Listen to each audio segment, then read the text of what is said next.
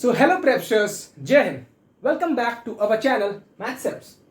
So today in this video I would teach you the geometric progression. In the last video I taught you the arithmetic progression. So I recommend you to watch the previous video before switching to the geometric progression video. So in this video I will teach you what is the geometric progression, what is the sum of the n terms and the sum of the infinite terms of a GP, properties of the GP, the geometric mean and the relation between the arithmetic mean, which I taught you in the last video with good example, and the relation between arithmetic mean and the geometric mean. So in these topics, the sum of the n terms and the infinite terms are the most important, and the properties of the GP and the relation between the arithmetic mean and the geometric mean is very beautiful to understand, because in this your concept will be clear. So let's start this video by the first topic, the geometric progression.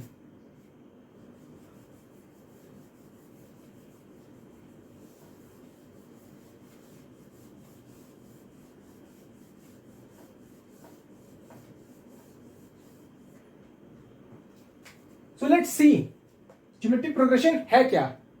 तो geometric progression को हम लोग GP से denote करते हैं, और ये ऐसी प्रोग्रेशन है. प्रोग्रेशन मतलब क्या होता है? एक सीक्वेंस जिसका एक डेफिनेट ऑर्डर होता है. तो इसमें डेफिनेट ऑर्डर क्या है वो चलिए देखते हैं. तो जैसे कि आपका है a1, a2, a3, an.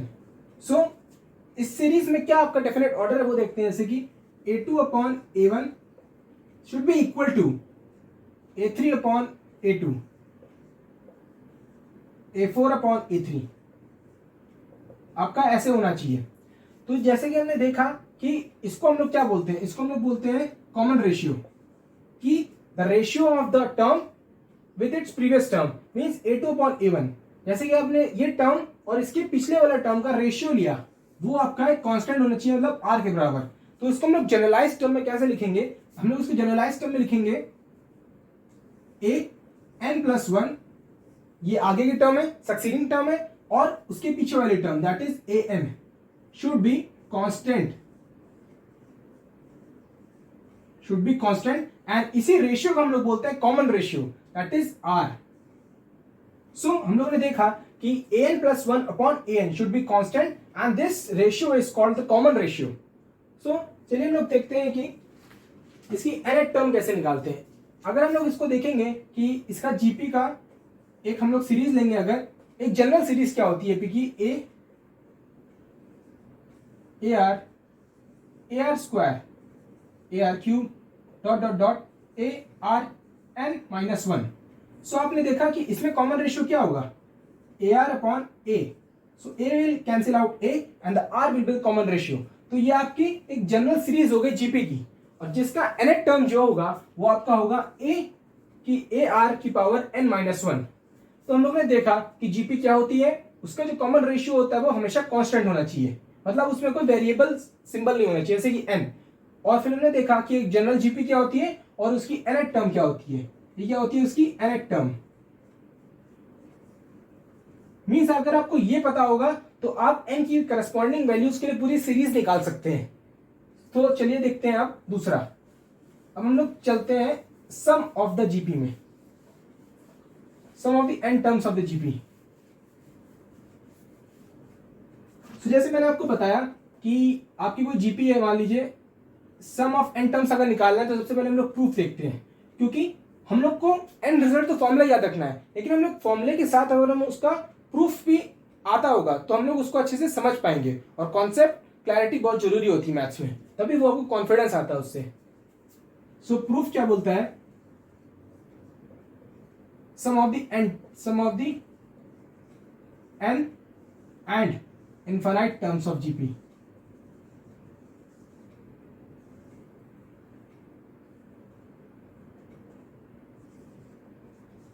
सो जैसे कि हम लोग ने सम ऑफ n टर्म्स बोला, सम ऑफ n टर्म्स क्या होगा?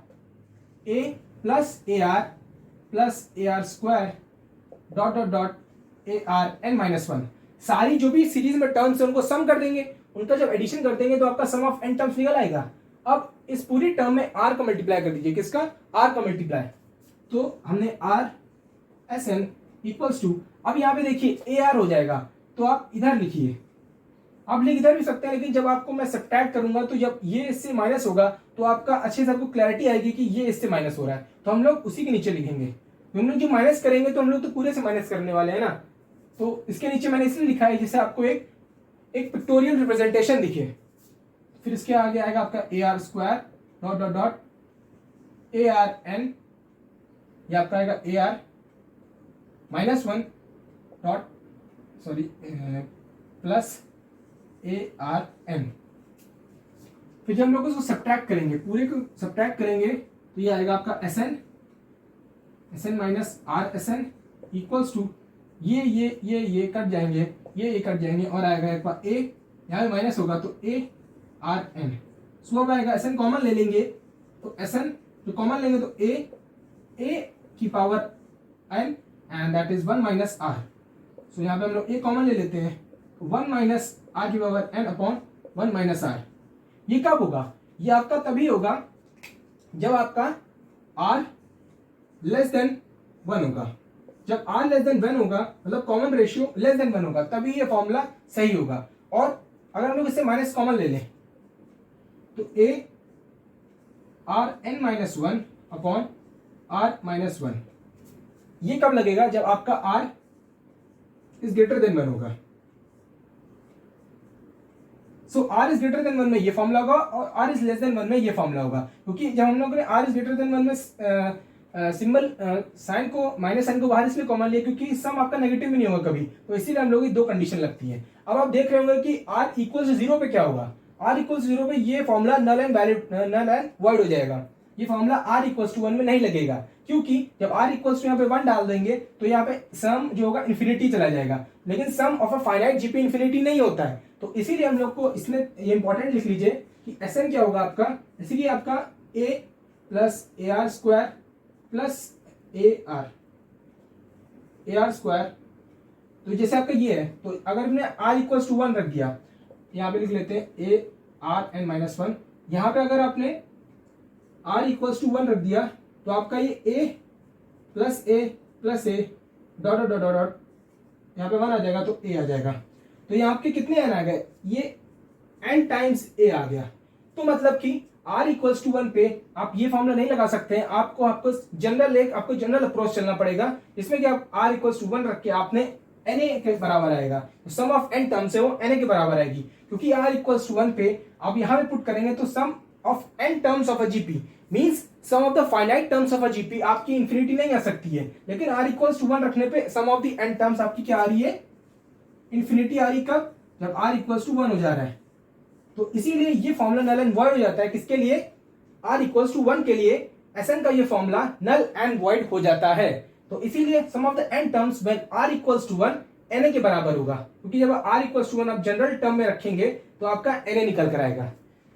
तो आपने इसमें देखा कि सम ऑफ द n टर्म्स क्या होता है, ये दोनों फॉर्मूले होते हैं और r इक्वल्स टू 1 में ये फॉर्मूला होता है। तो चलिए देखते हैं कि अब इनफाइनाइट टर्म्स में क्या होता है।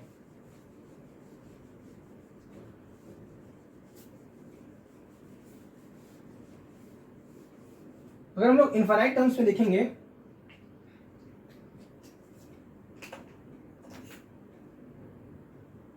इनफाइनाइट टर्म्स में क्या होगा, जैसे कि हम लोगों ने देखा कि एस एन इक्वल्स टू ए, हम लोग इसको ए 1 माइनस आर को हम लोगों ने करस्पॉन्डिंग न्यूमरेटर के नीचे ले लिया, तो ये हो जाएगा a minus A R N upon 1 minus r. फिर हम लोग इसका जब हम लोग n देखिए इन्फिनिटी के ले रहे हैं ना, n इक्वल्स टू इनफाइनाइट जा रहा है, तो हम लोग इन्फिनिटी के ले रहे हैं तो s इन्फिनिटी डालना पड़ेगा। तो इसके लिए हम लोग को लिमिट लगानी पड़ेगी, क्योंकि n टेंड कर रहा है किसके लिए? इन्फिनिटी के लिए। अगर आपको समझ में नहीं आ रहा है तो आप मेरे लिमिट ऑफ फंक्शन और कंटिन्यूटी के चैप्टर की वीडियो को देखिएगा, जिससे आपको बहुत अच्छे समझ में आएगा। उसमें मैंने बहुत अच्छे से ग्राफ की मदद से आपको लिमिट सिखाई है कि लिमिट क्या होती है। तो इसमें आप जल्दी से यहाँ पे देख सकते हैं आप कि हम लोग यहाँ पे लिमिट लेंगे, क्योंकि यहाँ पे n इन्फिनिटी की तरफ टेंड कर रहा है, n tends to infinity a upon 1 minus R minus A R N upon 1 minus R. अब ये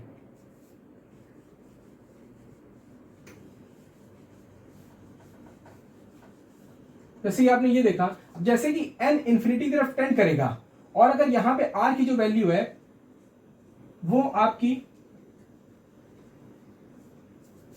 जो आर की वैल्यू होगी वो आपकी 1 और -1 के बीच में होगी। और जब आर 1 और -1 के बीच में होगी तो ये ऐसी वैल्यूज होंगी जो पॉइंट में होंगी, और पॉइंट में कोई भी वैल्यू को अगर आप पावर करते हैं तो उसकी वैल्यू कम होती जाती है, और जब अगर इन्फिनाइट टाइम्स की पावर कर देंगे तो उसकी वैल्यू 0 की टेंडिंग हो जाएगी। तो ऐसे कि आप कह सकते हैं कि अगर n इन्फिनाइट टेंड कर रहा है तो जो आर एन होगा वो 0 की तरफ टेंड करेगा, वो क्या करेगा, 0 की तरफ टेंड करेगा, तो ये पूरी टर्म 0 हो जाएगी। सो आपका क्या निकलेगा formula, sum infinity will be equals to a upon 1 minus r for mod r equals to less than 1 means r is between -1 and 1। ये बहुत इंपॉर्टेंट चीज आपको देखनी पड़ेगी। ये फॉर्मूला तभी लगेगा जब r की जो वैल्यू है आपकी -1 और 1 के बीच में है, क्योंकि यहाँ पे पॉइंट वैल्यूज आएंगी, और पॉइंट वैल्यूज को अगर आप जैसे कि आपने 0.1 लिया और आपने इसको ऐसे कि इसको आप बोलेंगे 1/10, अब जब इसका हम लोग पावर करते जाएंगे, इसी बार बढ़ाते जाएंगे, तो नीचे डिनोमिनेटर बढ़ता जाएगा, न्यूमरेटर वही रहेगा, और जब न्यूमरेटर को इसके जो रिजल्ट आएगा वो हमेशा कम होता जाएगा। जैसे जैसे डिनोमिनेटर बढ़ता जाएगा तो न्यूमरेटर को डिवाइड करने से उसका वैल्यू कम होती जाएगी, खुद ही देख सकते हैं आप। तो इसीलिए हमारा ये इन्फिनिटी जब टेंड को करेगा तो ये 0 हो जाएगा लगभग। इसीलिए हम लोग को लिमिट का सहारा लेना पड़ता है, क्योंकि हम लोग टेंडिंग के जरिए देखते हैं। तो इसीलिए हमने देखा कि कॉमन रेशियो जो 0 की तरफ टेंड कर रहा है, जब n इन्फिनिटी की तरफ टेंड कर रहा है, तो इसीलिए यहाँ पे ये टर्म पूरा 0 हो जाएगा लिमिट के हेल्प से। इसीलिए हमारा s इन्फिनिटी क्या हो जाएगा, a अपॉन 1 माइनस r। अब आप बोलेंगे कि r is greater than equals to 1 ले लें तो क्या होगा, अगर r is greater than equals to 1 हो जाएगा तो आपको देखना पड़ेगा सम ऑफ इनफाइनाइट टर्म्स क्या हो जाएगा, इन्फिनिटी हो जाएगा। सम ऑफ इनफाइनाइट टर्म्स भी क्या हो जाएगा, इन्फिनिटी। क्योंकि आप देख लीजिए जब r 1 हो जाएगा, 1 से बड़ा हो जाएगा, तो यहाँ पे क्या होगा, ये 1 की पावर इन्फिनिटी हो जाएगा। 1 की पावर मतलब अगर मान लीजिए 2 की पावर इन्फिनिटी हो गया तो वो इनफाइनाइट टर्म्स में चला जाएगा। जब इन्फिनिटी की तरफ चला जाएगा तो ये पूरा सम इनफाइनाइट हो जाएगा। मतलब कि जब r की वैल्यू 1 या 1 से ग्रेटर होगी तब आपका sum of infinite terms of GP will be infinite, will be infinity. ये भी आपको देखना पड़ेगा। जैसे आपने यहाँ पे 3 केस देखे, sum of n terms when r is less than 1, r is greater than 1 and r equals to 1। वैसे ही sum of the infinite terms of GP आपकी 2 केस होंगे, when r is a value between -1 and 1, r की value -1 और 1 के बीच में है, और r की वैल्यू 1 के बराबर है या 1 से ग्रेटर है, r इज ग्रेटर देन और इक्वल्स टू 1। तो आपके ने यहाँ पे 2 केस देखे। चलिए आपकी यहाँ पे सम ऑफ, मुझे लगता है कि आपको पूरा समझ में आ गया होगा, तो मैं आगे बढ़ता हूं। और अगर आपको समझ में ना आया हो तो आप कमेंट बॉक्स में टाइप करिएगा, तो मैं आपको इसमें एग्जांपल के थ्रू आपको समझाऊंगा और अच्छे से। सो आपके लिए कमेंट बॉक्स ओपन है, तो आप इसमें टाइप कर सकते हैं।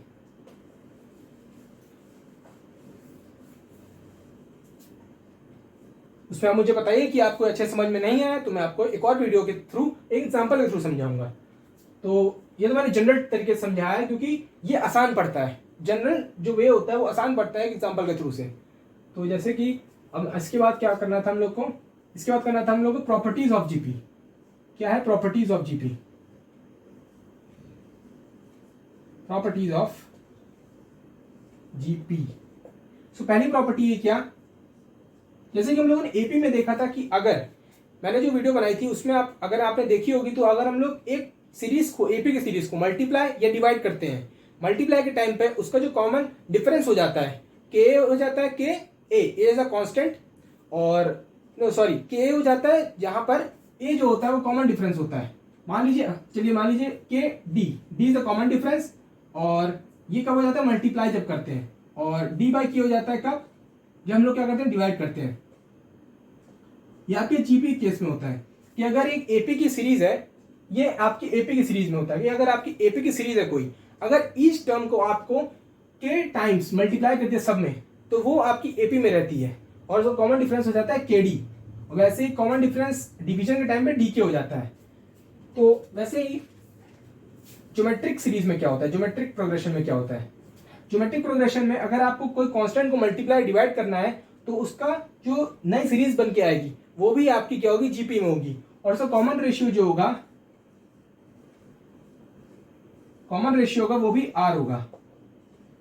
जैसे कि एपी में कॉमन डिफरेंस बदल रहा है, केडी हो जा रहा है या डीके हो जा रहा है, मल्टीप्लाई में केडी और डिवाइड में डीके, लेकिन यहाँ पे मल्टीप्लिकेशन और डिवीजन में कॉमन रेशियो आपका आर ही रहेगा और जो जीपी होगी वो भी आपकी जीपी रहेगी। तो दूसरी प्रॉपर्टी देखते हैं। दूसरी प्रॉपर्टी क्या है कि अगर आपकी कोई जीपी है A1 A2 A3 या आपकी जीपी है, अगर इसको हम लोग रेसिप्रोकल कर दें मतलब 1/A1 1/A2 1/A3, so this will also remain in GP और इसका कॉमन रेशियो क्या हो जाएगा 1/R हो जाएगा। इसका अगर कॉमन रेशियो R था तो अगर हम लोग रेसिप्रोकल कर देंगे इसके ईच टर्म को, if we reciprocate the each term of a GP then the common ratio will become 1/R। तीसरा आपका पॉइंट है, आपका तीसरा पॉइंट है कि अगर A1 A2 A3 आपकी कोई जीपी है, हम लोगों ने इसको सेम की पावर रेस कर दिया सब में A2 के A3 के, तो ये भी जीपी में रहेगा और इससे जो कॉमन रेशियो होगा वो क्या हो जाएगा R/K। अगर इसका कॉमन रेशियो R है तो इसका हो जाएगा R/K। और हम लोग लास्ट जो देखेंगे ये देखेंगे हम लोग कि जो आपका A, B, C, this will if this is in GP so B/A that is C/B B square equals to AC। So आपका ये बहुत इंपॉर्टेंट रहता है। अगर आपको जीपी में दिया हो 3 नंबर तो आप ये तुरंत लगा दीजिए, या कितने भी नंबर दिए हो तो आप ये तुरंत लगा सकते हैं। तो ये आपने आपने सारी प्रॉपर्टी देखी, ये इंपॉर्टेंट प्रॉपर्टी है, इससे आपको समझ में आएगा कि जीपी में अगर कुछ चेंजेस कर दिए जाए तो वो कैसे नई चीज भी जीपी में होती है। चलिए हम लोग देखते हैं आगे ज्योमेट्रिक मीन।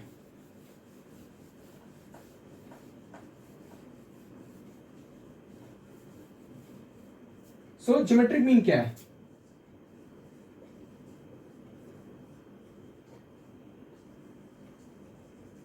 ज्योमेट्रिक मीन क्या है कि अगर आपका ए और कोई 2 नंबर दिए हैं और उसके बीच में एक जी ज्योमेट्रिक मीन आ गया है, तो इस ज्योमेट्रिक मीन को निकालने के लिए क्या होगा, आप सबसे पहले अगर कोई भी ज्योमेट्रिक मीन किसी सीरीज में आ गया है जो जीपी में है तो वो जो रिजल्टिंग सीरीज होगी वो भी जीपी में होगी। तो इसे हम लोग प्रॉपर्टी लगा सकते हैं जीपी की, जो मैंने आपको प्रॉपर्टीज में बताई। तो ये हो जाएगा C/G, तो ये क्या अप्लाई करेगा G square equals to AC और G equals to root AC, जहां पर A should be greater than 0 और C should be greater than 0। तो ये आपकी आगे ज्योमेट्रिक मीन, या क्या आपकी ज्योमेट्रिक मीन। मान लीजिए इसको B ले लीजिए, B जो मैं आपको आगे समझाने वाला हूं तो उससे समझ में और आएगा, क्योंकि मैं आपको रिलेशन बिटवीन अरिथमेटिक मीन और ज्योमेट्रिक मीन समझाऊंगा। सो अब हम लोग आते हैं relation between AM arithmetic mean and GM। तो मैंने आपको पिछली वीडियो में बताया था कि AM क्या होता है, A equals to A plus B/2, ये मैंने आपको पिछली वीडियो में समझा चुका हूं। और G क्या होगा आपका, जो मैंने अभी समझा आपको, क्या होगा रूट AB।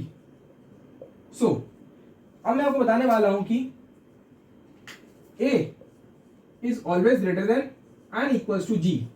इसका मैं आपको प्रूफ बताऊंगा, इससे आपको अच्छे समझ में आएगा। A is always greater than equals to G। उसका प्रूफ क्या है कि अगर हम लोग A माइनस G करेंगे तो A plus B upon 2 minus root AB। तो ये क्या आएगा आपका A plus B minus 2 root AB upon 2। तो ये क्या आएगा आपका A minus B root whole square upon 2। So आप देख सकते हैं कि आप ये हमेशा पॉजिटिव रहेगा, इसमें कोई भी A B की कोई वैल्यू डाल दीजिए, स्क्वायर हो रहा है ना, स्क्वायर हो रहा है तो ये पॉजिटिव होगा ही होगा, और ये हमेशा पॉजिटिव टर्म है। तो आपको कह सकते हैं कि A उधर जाएगा तो हमेशा ये ग्रेटर देन G रहेगा, A हमेशा ग्रेटर देन G रहेगा। लेकिन अगर यहां पर A और B की वैल्यू सेम हो गई, क्या हो गई, अगर आपकी A आपकी B के बराबर हो गया तब क्या होगा, तब आपका A G के बराबर होगा, तब आपका क्या होगा A will be equals to G। तो इसीलिए इन दोनों कंडीशन को सम अप करते हुए क्या कह सकते हैं हम लोग, A is greater than equals to G। So मैंने आपको दिखाया कि यहां पर रिलेशन बिटवीन A M और GM क्या होता है। सो इसके बाद मैं बताता हूं आपको एक क्वाड्रिक इक्वेशन से मैच करता हुआ एक इसका रिलेशन। अगर कोई आपकी क्वाड्रेटिक इक्वेशन दी है, मान लीजिए क्वाड्रेटिक इक्वेशन बनानी है, इसके रूट्स हैं आपके, रूट्स क्या है a कॉमा बी, रूट्स क्या है a कॉमा बी, और इसका जो am है आपका a है, जो am है आपका a है, और जो gm है आपका g है। सो इसकी क्वाड्रेटिक इक्वेशन क्या बनेगी, x square minus sum of the roots plus product of the roots, जो मैं आपको क्वाड्रेटिक इक्वेशन की पूरी सीरीज में आपको मैंने बताया है, और product of the root equals to 0। ये general formation of a quadratic equation है, sum of the roots product of the roots. अब am क्या होता है आपका, a plus b by 2 equals to a and root a b equals to g। ये arithmetic mean हो गया, geometric mean हो गया। अब x square minus a b क्या हो जाएगा, यहाँ पे जो ये होगा यहाँ पे x होगा, x square minus sum of the roots x plus A B, तो ये हो जाएगा आपका 2ax प्लस हो जाएगा G square equals to 0। So अगर आपको यहाँ पर अब इसके रूट्स निकालना बताता हूँ, ये क्या हो गई आपके, अगर a और g किसी टर्म के अगर आपके दिए क्या है, अर्थमेटिक मीन और ज्योमेट्रिक मीन, तो उसकी क्वाड्रेटिक इक्वेशन ये निकलती है आपकी। अगर ये आपके रूट्स हैं और इसके बीच में a और g क्या होंगे, अर्थमेटिक मीन और ज्योमेट्रिक मीन होंगे इस टर्म के बीच में, तो आपकी क्या बनेगी, ये बनेगी इक्वेशन। सो इससे रूट्स निकालते हैं, रूट्स क्या होंगे आपके, x equals to minus B